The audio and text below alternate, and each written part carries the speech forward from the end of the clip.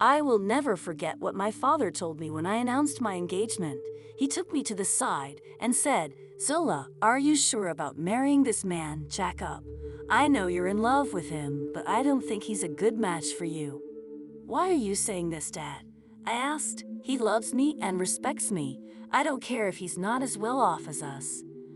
"I know that, Zola," my father replied. "You know I built my riches from nothing.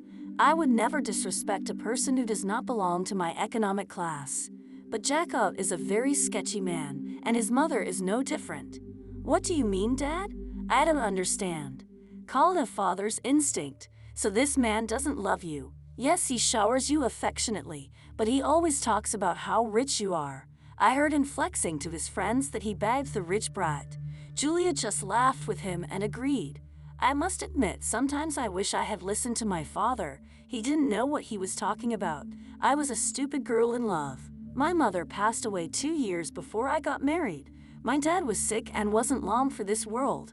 I was desperate to hold on to something that would give me the will to live. Jacka and Julia became those people.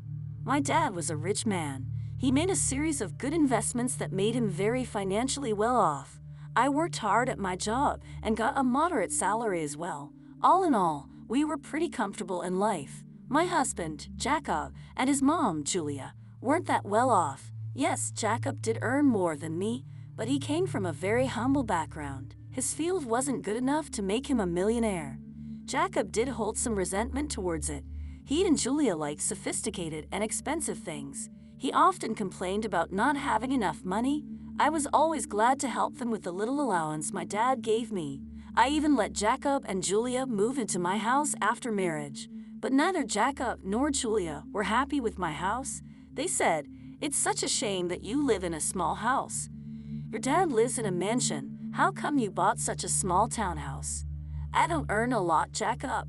Dad lives in a mansion because he has lots of money. I'm a simple office employee earning a moderate salary. This house was difficult for me to buy as well. Dad helped me out with the down payment." "Well, if he helped you out, he should have got you a better place. I'm sure your mom had left him something to give you when you became older." "I'm not entitled to anything, Julia. Whatever my mom left behind is my dad's now. She died suddenly, so there was no will. I don't mind if I don't get anything. I'm happy with the way things are." "That's a ridiculous thing to say, Zola. I sure would have loved to inherit a lot of money. You know what? Your dad should trade houses with us. He lives alone, so he doesn't need space anyway, right, Mom?" "Yeah, Jacob's right, so you can ask." "Not. That house is my dad's, and he deserves to live comfortably as long as he is alive." "Well, he won't be alive for long now that he's sick. We can wait and compromise for a few years and see what happens. Ultimately, everything will be yours after your dad dies. You'll have plenty of money to buy a big house and more." The way Julia and Jackob were already planning to spend my inheritance was super disturbing. It also didn't help that they regularly asked me to ask my dad for more money. It's not like we were hurting for cash. Jackob and Julia simply wanted the millionaire life, even if they weren't one. Honestly, I was getting tired of their behavior. However, the real drama happened after my father passed away. My dad's cancer took him away from me pretty soon. I was devastated but got little support from Jackob or Julia. They were only concerned about the date of the will reading and didn't even help with the funeral. Hell, they refused to attend the funeral because my dad was no one to them. I was heartbroken and furious at that point. My dad's words kept coming back to me. I was getting suspicious of them and started to have doubts about their intentions. I was afraid that they were really after my inheritance money. They were not allowed to be in the reading of the will. Jackob and Julia said, "Why the hell are we not allowed to read the will? This is ridiculous. Lawrence was my own father-in-law." "Yes, this is ridiculous. We are family and should be present for this event. We have the right to know what Lawrence left in the will. At least my son should be allowed to be there." "Your son is not in the will, Julia, so he cannot read the will. Why are you two so obsessed with inheritance? You didn't even come to the funeral." It was funny how my dad was suddenly family when it came to getting an inheritance. I was pretty annoyed at Julia and Jackob. What was worse was that they started to hound me as soon as I got back from reading the will. They were not allowed to see the will. I had a hard time dealing with the grief of losing my father, but I got no words of support or sympathy from them. They simply wanted to know about my inheritance.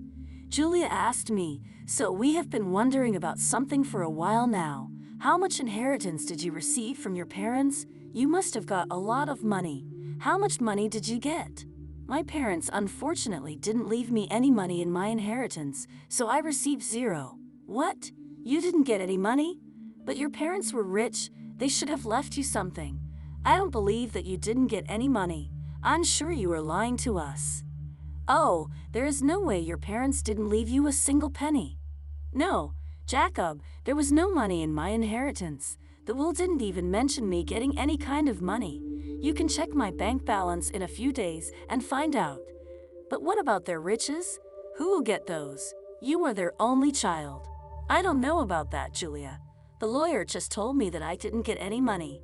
It's fine by me. It was my parents' money, and it's up to them who they would give it to. That is ridiculous. You need to fight for the money. It should be yours. There is no money, Jacka. They didn't have much money in the end. Whatever was left was given to charity. They have been planning this for a while now. Julia and Jackob looked very pissed by what I said. I had no idea why they were being this weird about my inheritance. I almost told them the full details, but something stopped me from doing it. There was this creeping doubt in my mind that my husband and mother-in-law were up to something. I waited for them to digest the news. When Julia and Jackob kept pressuring me for more information, I put my foot down. I told them firmly that I didn't get any money and even offered to show them my account in a few days. Well, a month passed and nothing showed up. In the meantime, Jackob grew very restless and stopped being affectionate with me. He was always checking my account and constantly hounding me for information on my inheritance. I was starting to see where this was going. Finally, one day, I decided to put an end to it. I showed them my bank statements and said, "See, I told you that I didn't receive anything. I'm not hiding any secret inheritance money from you. Do you believe me now?" Wow, our years of hard work just went down the drain then. So his parents weren't rich and she didn't even get $1,100 in the will. This is ridiculous. I can't believe this. I can't believe this either, Mom. I stayed in this marriage for nothing.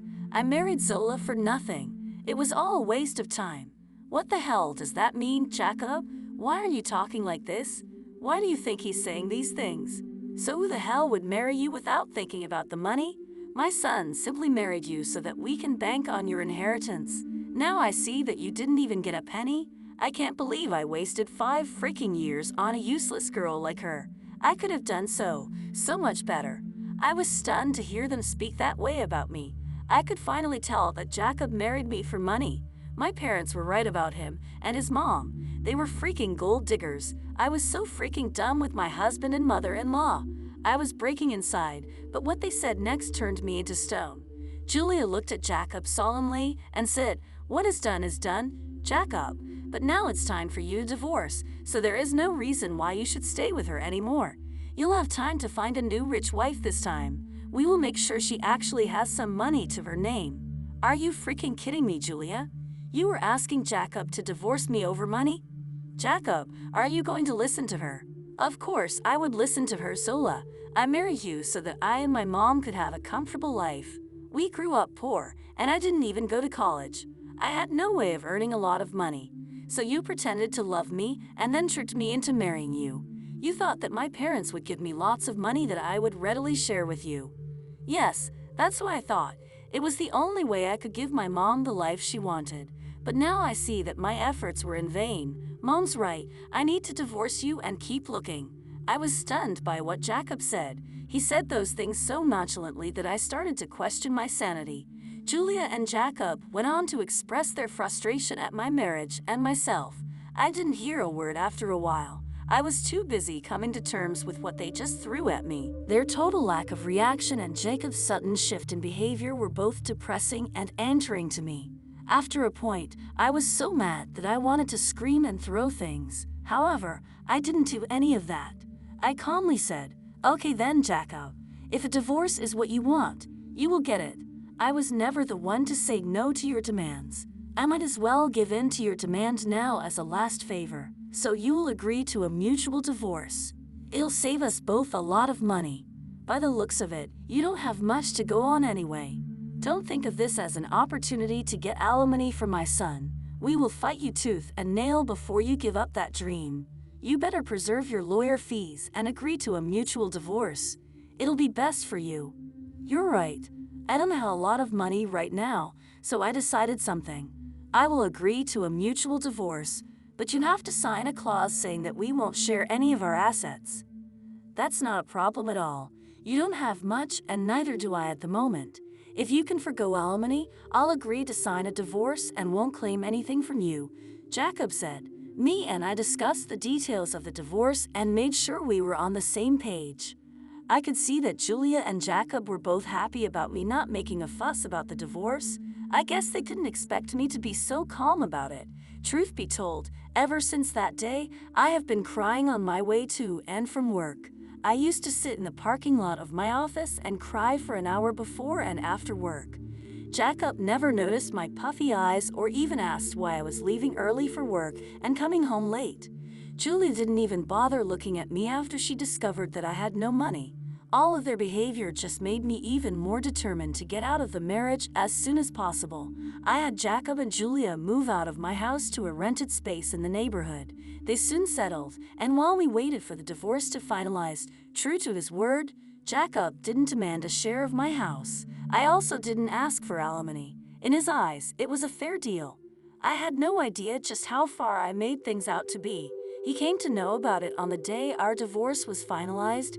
I went over to his new rented space to drop off my wedding and engagement ring. So I just wanted to return these to you since the marriage only brought bad times in my life. I won't have any memory of it. Are you sure? Do you want to return it? I mean, you might need the money after all. It's so funny, you don't. So you must have laughed at our poverty before. Look where you are now. My son is being generous and giving you the rings. You might need to sell them when your stupid job doesn't pay enough. We want Mr. Rings. They're cheap ones anyway. What would I need to sell the rings for? Money, Julia. You don't have to be embarrassed. So we already know how your parents didn't leave anything.